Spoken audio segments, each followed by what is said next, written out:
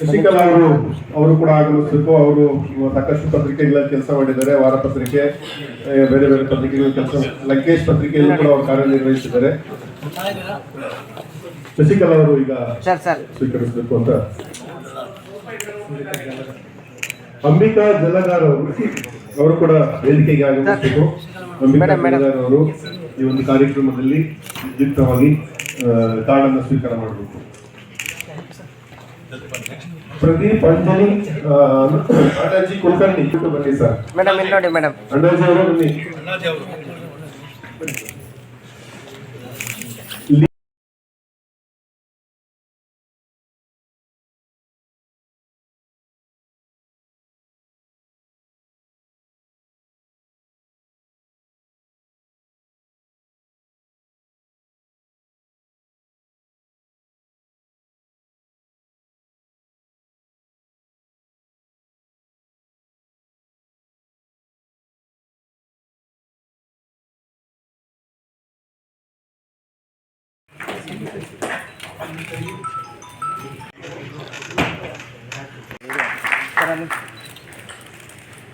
ನಮ್ಮ ವೇದಿಕೆ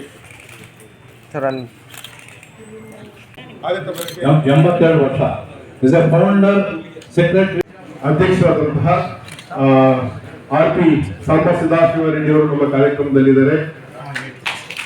ಹಿರಿಯ ಪತ್ರಕರ್ತರ ಸಂಘದಲ್ಲಿ ಮತ್ತೆ ಪತ್ರಕರ್ತರ ಸೇವೆಗಳಿಗಾಗಿ ಸಾಕಷ್ಟು ವಿದ್ಯುಕ್ತವಾಗಿ ಕೆಲವು ಹಿರಿಯ ಪತ್ರಕರ್ತರಿಗೆ ಗುರುತಿನ ಚೀಟಿಯನ್ನ ವಿತರಣೆ ಮಾಡುವಂತಹ ಸಾಂಕೇತಿಕ ವಿತರಣೆ ಮಾಡುವಂತಹ ಕಾರ್ಯಕ್ರಮ.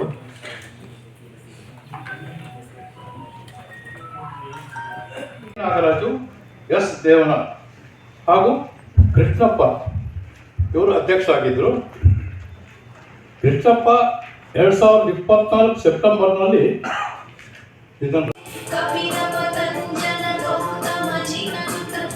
ನಾನು ಕಲಬುರಗಿಯಲ್ಲೂ ಕೂಡ ಒಂದು ಎಲ್ಲ ಪತ್ರಕರ್ತರು, ಕಾರ್ಯನಿರತ ಪತ್ರಕರ್ತರ ಒಂದು ಹೆಲ್ತ್ ಚೆಕಪ್ ಅನ್ನು ಮಾಡಿಸಿದ್ದೆ. ಅದು ಸುಮಾರು ಜನ, ಒಂದು 1000 ಜನ ಏನೋ ಮಾಡಿಕೊಂಡ್ರು. ಸಾಕಷ್ಟು ಕ್ರೀಡಾಪಟುಗಳ ಬೆಳವಣಿಗೆಗೆ ಪ್ರೋತ್ಸಾಹ ನೀಡಿದ್ದಾರೆ. ಅವರು ಕೂಡ ಸ್ವಾಗತ ಕೋರ್ತಾ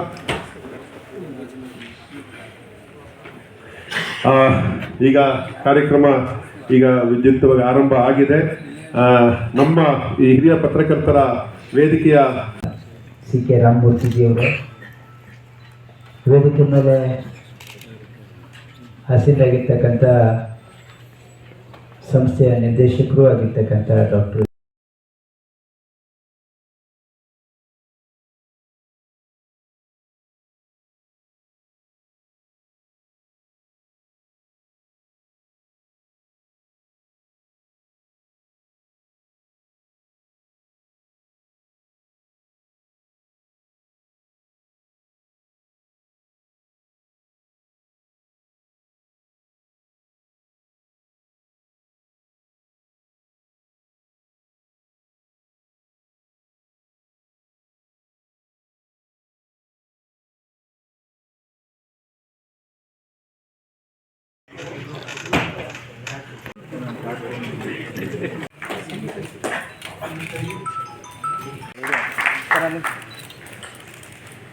ನಮ್ಮ ವೇದಿಕೆ ಅಧ್ಯಕ್ಷರಾದಂತಹ RP ಸಾಂಬಾ ಸದಾಶಿವರೆಡ್ಡಿ ಅವರು ನಮ್ಮ ಕಾರ್ಯಕ್ರಮದಲ್ಲಿದ್ದಾರೆ.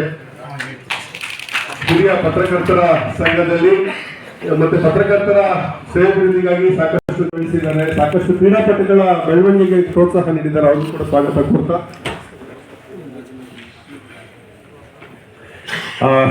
ಈಗ ಕಾರ್ಯಕ್ರಮ ಈಗ ವಿದ್ಯುಕ್ತವಾಗಿ ಆರಂಭ ಆಗಿದೆ. ನಮ್ಮ ಈ ಹಿರಿಯ ಪತ್ರಕರ್ತರ ವೇದಿಕೆಯ ಅಧ್ಯಕ್ಷತೆಯನ್ನು ವಹಿಸಿಕೊಂಡಿರ್ತಕ್ಕಂಥ ಶಾಸಕ ಮಿತ್ರರಾಗಿರ್ತಕ್ಕಂಥ CK ರಾಮಮೂರ್ತಿಜಿಯವರು ವೇದಿಕೆ ಮೇಲೆ ಹಸಿರಾಗಿರ್ತಕ್ಕಂಥ ಸಂಸ್ಥೆಯ ನಿರ್ದೇಶಕರು ಆಗಿರ್ತಕ್ಕಂಥ ಡಾಕ್ಟರ್. ನಾನು ಕಲಬುರಗಿಯಲ್ಲೂ ಕೂಡ ಒಂದು ಎಲ್ಲ ಪತ್ರಕರ್ತರು, ಕಾರ್ಯನಿರತ ಪತ್ರಕರ್ತರ ಒಂದು ಹೆಲ್ತ್ ಚೆಕಪ್ ಅನ್ನು ಮಾಡಿಸಿದ್ದೆ. ಅದು ಸುಮಾರು ಜನ, ಒಂದು 1000 ಜನ ಏನೋ ಮಾಡಿಕೊಂಡ್ರು. ಕೆಲಸ ಮಾಡ್ತಾ ಇದ್ದೀನಿ. ಆದರೆ ಇಷ್ಟೊಂದು ಜನ ಯಾವತ್ತೂ ಸೇರಿಲ್ಲ. ಭಾಳ ಸಂತೋಷ ಆಗ್ತಾ ಇದೆ ನಮಗೆ. ನಮ್ಮದು ಹಿರಿಯ ಪತ್ರಕರ್ತರ ವೇದಿಕೆಯ ಅಡ್ಹಾಕ್ ಸಮಿತಿಯನ್ನು ರಾಮನಗರ ಜಾನಪದ ಲೋಕ ಹೀಗೆ ಬೇರೆ ಬೇರೆ ಭಾಷೆಯ ಎಲ್ಲಾ ಪತ್ರಕರ್ತರ ಒಂದು ಸಂಗಮ ಇದಾಗಿದೆ. ಸಾಕಷ್ಟು ವರ್ಷಗಳ ಕಾಲ ಪತ್ರಿಕೋದ್ಯಮ ಕ್ಷೇತ್ರದಲ್ಲಿ ಕಾರ್ಯನಿರ್ವಹಿಸಿ ನಿವೃತ್ತರಾದಂತಹ ಹಿರಿಯ ಪತ್ರಕರ್ತರು ಸಾಕಷ್ಟು ಸಂಖ್ಯೆಯಲ್ಲಿ ಬಂದಿದ್ದಾರೆ. ಇದೊಂದು ರೀತಿ ಪತ್ರಕರ್ತರ ಗುರುತಿನ ಚೀಟಿ ವಿತರಣಾ ಸಮಾರಂಭ ಅಂತಿಮ ಘಟ್ಟಕ್ಕೆ ಬಂದಿದೆ. ಈ ಕಾರ್ಯಕ್ರಮಕ್ಕೆ ಆಗಮಿಸಿ ನಮಗೆ ಒಂದು ಸ್ಪಷ್ಟವಾದಂಥ ಆದೇಶ ಹೊರಡಿಸ್ತೀವಿ ಅನ್ನೋ ಒಂದು ಭರವಸೆ ನೀಡಿರುವಂಥ ನಮ್ಮ ವೈದ್ಯಕೀಯ ಶಿಕ್ಷಣ ಸಚಿವರಾದಂಥ ಶರಣ್ ಪ್ರಕಾಶ್ ಪಾಟೀಲ್ ಅವರಿಗೆ ಧನ್ಯವಾದಗಳು. ನಮ್ಮ ಕಾರ್ಯಕ್ರಮ ಹಾಗೆಯೇ ನಮ್ಮ ಸ್ಥಳೀಯ ಶಾಸಕರಾದಂಥ ಸಿ ಕೆ ರಾಮಮೂರ್ತಿ ಅವರು ಈ ಪಕ್ಷಭೇದ ಮರೆತು ಎಲ್ಲರೂ ನಾವು ಇದಕ್ಕೆ ಸಹಕಾರ ಕೊಡ್ತೀವಿ ಅಂತೇಳಿ ಪತ್ರಕರ್ತರ ಪರವಾಗಿ ನಿಂತಿದ್ದಕ್ಕೆ ಅವರು ಕೂಡ ನಮ್ಮ ವೇದಿಕೆ ಪರವಾಗಿ ಧನ್ಯವಾದಗಳು. ಸಂಸ್ಥೆಯ ಜಯದೇವ ಹೃದ್ರೋಗ ಸಂಸ್ಥೆಯ ಡೈರೆಕ್ಟರ್ ಆದಂಥ ಡಿ ದಿನೇಶ್ ಅವರಿಗೆ ನಮ್ಮ ವೇದಿಕೆ ಪರವಾಗಿ ಧನ್ಯವಾದಗಳು. ಹಾಗೂ ಈ ಕಾರ್ಯಕ್ರಮದಲ್ಲಿ ಉಪಸ್ಥಿತರಿದ್ದಂಥ ಸಾಂಬಶಿವರೆಡ್ಡಿ ಅವರು, ಪೂರ್ಣಪ್ಪ ಅವರು, ರಾಜೇಂದ್ರ ಅವರು ಹಾಗೂ ವೆಂಕಟೇಶ್ ಪ್ರಸಾದ್ ಅವರಿಗೂ ಕೂಡ ಧನ್ಯವಾದಗಳು. ಈ ಕಾರ್ಯಕ್ರಮಕ್ಕೆ ಆಗಮಿಸಿ ನಮ್ಮ ಕಾರ್ಯಕ್ರಮವನ್ನು ಚೆನ್ನಾಗಿ ಸುಸೂತ್ರವಾಗಿ ನಡೆಸಿಕೊಡೋದಕ್ಕೆ ಸಾಧ್ಯವಾದಂಥ ಎಲ್ಲ ನಮ್ಮ ಪತ್ರಕರ್ತ ಮಿತ್ರರು ಆರೋಗ್ಯ ಕಾಪಾಡ್ಕೋಬೇಕು ಅಂತಂದರೆ ನಾವು ಒಂದು ಉತ್ತಮವಾದ ಆರೋಗ್ಯ ಅಥವಾ ಜೀವನ ಶೈಲಿನ ನಾವು ಕಾಣ್ಕೋಬೇಕು. ಅಂದರೆ ನಮ್ಮ ಆರೋಗ್ಯಕ್ಕೆ ಉತ್ತಮವಾದ ಒಂದು ಆರೋಗ್ಯಕರವಾದ ಶೈಲಿಯಾದ ಜೀವನವನ್ನು ನಾವು ಪ್ರಾರಂಭ ಮಾಡ್ಕೋಬೇಕು. ಬಟ್ ಏನೇ ಆದರೂ ನಮ್ಮ ಸರ್ಕಾರ ಇವತ್ತು ಬಡವ ಮಧ್ಯಮ ವರ್ಗದವರಿಗೆ ಎಲ್ಲ ಥರದ ಫೆಸಿಲಿಟೀಸು ಕೂಡ ತನ್ನದೇ ಆದ ಒಂದು ವೇಗದಲ್ಲಿ, ತನ್ನದೇ ಆದ ಒಂದು ಅರ್ಥಬಲದಲ್ಲಿ ಸರ್ಕಾರ ಎಲ್ಲ ಜನರಿಗೂ ಕಲ್ಪಿಸ್ಕೊಡ್ತಾ ಇದೆ. ನಾನು ಇಲ್ಲಿ ಕುಳಿತಿರೋ ಹಿರಿಯ ನಾಗರಿಕರಿಗೆ ಅಥವಾ ಹಿರಿಯ ಚೇತನ ಅಥವಾ ಹಿರಿಯ ಪತ್ರಕರ್ತರಿಗೆ ನನ್ನ ನಿವೇದನೆ ಒಂದೇ, ಆರೋಗ್ಯದ ವಿಚಾರದಲ್ಲಿ ನನಗೆ ಯಾರೂ ಇಲ್ಲ ಅಂತಂದ್ರೆ ಜಯದೇವ ನಿಮ್ಮ ಪರವಾಗಿ ಯಾವತ್ತೂ ಇರುತ್ತೆ. ಅದು 24 ಗಂಟೆ 365 ದಿವಸ ನಿಮ್ಗೆ ಯಾವುದೇ ತರದ ವೈದ್ಯಕೀಯ ಸೇವೆಯನ್ನು ಸಲ್ಲಿಸಲಿಕ್ಕೆ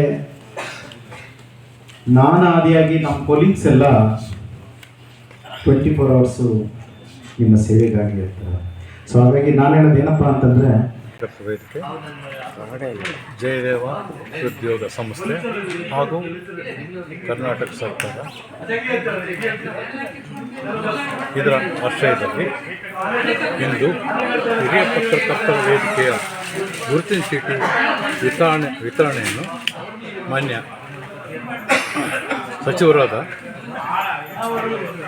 ಪ್ರಕಾಶ್ ಪಾಟೀಲ್ ಅವರು ಉದ್ಘಾಟನೆ ಮಾಡಿ ನಮಗೆ ಹಿರಿಯ ಪತ್ರಕರ್ತರಿಗೆ 75% ಡಿಸ್ಕೌಂಟ್ ಕೊಡ್ತೀವಿ, ರಾಜ್ಯದ ಎಲ್ಲ ಆಸ್ಪತ್ರೆಗಳಲ್ಲೂ 75% ಡಿಸ್ಕೌಂಟ್ ಕೊಡ್ತೀವಿ ಅಂತ ಇವತ್ತು ಘೋಷಣೆ ಮಾಡಿದ್ದಾರೆ.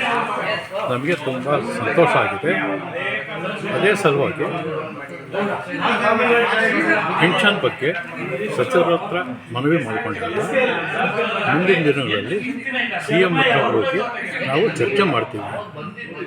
ಅದಕ್ಕೋಸ್ಕರ ಅವರಿಗೆ ಧನ್ಯವಾದ ಹೇಳ್ತೀವಿ. ಈ ಮಾಸಾಸನ ತಗೊಳ್ಳಿಕ್ಕೆ ತುಂಬ ನಿಬಂಧನೆಗಳಿದ್ದಾವೆ. ಅವು ಏನಪ್ಪ ಅಂತಂದರೆ 60 ವರ್ಷ ಆಗಿರಬೇಕು, ಆಮೇಲೆ 3 ಲಕ್ಷ ಅಥವಾ 30,000 ಗ್ರ್ಯಾಚ್ಯುಟಿ ತಗೊಂಡಿರ್ಬೋದು. ಅದಕ್ಕೋಸ್ಕರ ಈ ನಿಬಂಧನೆಗಳಿಂದ ಯಾರಿಗೂ ನಮಗೆ ಪಿಂಚಣಿ ಸಿಗ್ತಾ ಇಲ್ಲ. ಮುಂದಿನ ದಿನಗಳಲ್ಲಿ ಇದ್ರ ಬಗ್ಗೆ ಒಂದು ಡೆಲಿಗೇಷನ್ ಹೋಗಿ ಹಿರಿಯ ಪತ್ರಕರ್ತನೆಲ್ಲ ಸೇರಿಸ್ಕೊಂಡು ಡೆಲಿಗೇಷನ್ ಹೋಗಿ ಮಾಸಾಸನಕ್ಕೆ ನಾವು ಟ್ರೈ ಮಾಡ್ತೀವಿ. Thank you. ಒಳ್ಳೆಯ ಒಬ್ಬ ಸಹೃದಯ ಸಚಿವರಾದಂಥ ಸನ್ಮಾನ್ಯ ಶರಣ್ ಪ್ರಕಾಶ್ ಪಾಟೀಲ್ ಅವರೇ,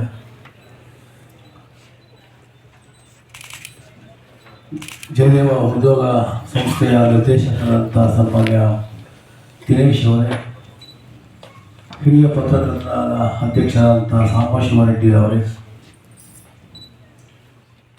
ಪನ್ನಪ್ಪ ಅವರವರೇ, ಇರುವಂಥ ಎಲ್ಲ ನನ್ನ ಹಿರಿಯ ಪತ್ರಕರ್ತರ ಎಲ್ಲ ನನ್ನ ಆತ್ಮೀಯ ಬಂಧುಗಳೇ, ಭಾಳ ಒಂದು ಒಳ್ಳೆಯ ಕಾರ್ಯಕ್ರಮ. ಪನ್ನಪ್ಪನವರು ಕೂಡ ಹೇಳಿದಾಗ ಇವತ್ತು ಪತ್ರಕರ್ತರು ಅಂತಂದರೆ ಇವತ್ತು ಭಾಳ ಒಂದು ಗೌರವ ಇದೆ ಈ ದೇಶದಲ್ಲಿ. ನೀವೆಲ್ಲ ಕಳೆದ 50 ವರ್ಷ, ಮೊನ್ನೆ ಇವರು ಹೇಳ್ತಾ ಇರೋದು 50-60 ವರ್ಷದಿಂದ ನಾನು ಪತ್ರಕರ್ತನಾಗಿ ಕೆಲಸ ಮಾಡ್ತಾ ಇದ್ದೀವಿ. ಇವತ್ತು ನೀವೆಲ್ಲ ಏನು ಪತ್ರಕರ್ತರು ಒಂದು ಏನು ಮೌಲ್ಯವನ್ನು ಎತ್ತಿ ಹಿಡ್ದಿದ್ದೀರಾ, ಇವತ್ತು ನಮ್ಮ ಇತ್ತೀಚಿನ ಪತ್ರಕರ್ತರಿಗೆ ಇವೆಲ್ಲ ಕೂಡ ಮಾರ್ಗದರ್ಶನ ಆಗಿದೆ ಅಂದರೆ ಮತ್ತು ಹಿರಿಯ ಪತ್ರಕರ್ತರಿಗೆ ಕಾರಣ. ಇವತ್ತು ಆ ಮೌಲ್ಯವನ್ನು ಅವತ್ತಿಂದ ನೀವು ಪಾಲಿಸ್ಕೊಂಡ್ಬಂದು ಇವತ್ತು ಏನು ಆಧಾರ ಸ್ತಂಭವಾಗಿ ಇವತ್ತು ದೇಶದ ರಾಜ್ಯದ ಇವತ್ತು ಒಳ್ಳೊಳ್ಳೆ ಕೆಲಸವನ್ನು ಮಾಡೋದಕ್ಕೆ ನೀವೆಲ್ಲರೂ ಕಾರಣ ಆಗಿದೆ. ಅದಕ್ಕೆ ನೀವು ಕೂಡ ಅಭಾರಿಯಾಗಿರ್ಬೇಕು ನಾವೆಲ್ಲ. ಇವತ್ತು ನಾನು ಸಾಹೇಬ್ ಹತ್ರ ಮಾತಾಡ್ತಿದ್ದೆ. ಪತ್ರಕರ್ತರು ಅವರಿಗೆ ಸಂಬಳ ಕಡಿಮೆ, ಕೆಲಸ ಜಾಸ್ತಿ, ರಿಟೈರ್ಡ್ ಆದಮೇಲೆ ಪೆನ್ಷನ್ ಇಲ್ಲ, ಏನೂ ಇಲ್ಲ. ಆ ಪರಿಸ್ಥಿತಿ ಇವತ್ತು ನಮ್ಮ ರಾಜ್ಯದಲ್ಲಿ. ಈ ದೃಷ್ಟಿಯಿಂದ ನಿಜವಾಗ್ಲೂ ಕೂಡ ಸರ್ಕಾರಗಳು, ಯಾವುದೇ ಸರ್ಕಾರ ಆಗಲಿ, ನಾವು ನೆರವಾಗಬೇಕು ಅಂತಂದರೆ ಅವರನ್ನ ಕೈ ಹಿಡಿದು ಎತ್ತುವಂಥ ಕೆಲಸವನ್ನು ಯಾವುದೇ ಸರ್ಕಾರ ಮಾಡಬೇಕು. ಆ ದೃಷ್ಟಿಯಿಂದ ಇವತ್ತು 75% ಏನು ವೆಚ್ಚ ಆಗಿದೆ, 100 ಭಾಗದಲ್ಲಿ 25 ಮಾತ್ರ ಕಟ್ಟಬೇಕು, 75 ಸರ್ಕಾರನೇ ಬರುತ್ತೆ ಅಂತ ಏನು ಡಿಸಿಷನ್ ತೊಗೊಂಡಿದ್ದಾರೆ. ನಿಜವಾಗ್ಲೂ ಕೂಡ ನಮಗೆ ಭಾಳ ಅಭಾರಿಯಾಗಿರ್ತೀವಿ. ಅವ್ರಿಗೆ ಧನ್ಯವಾದವನ್ನು ಹೇಳ್ತಾ ಇದ್ದೀವಿ.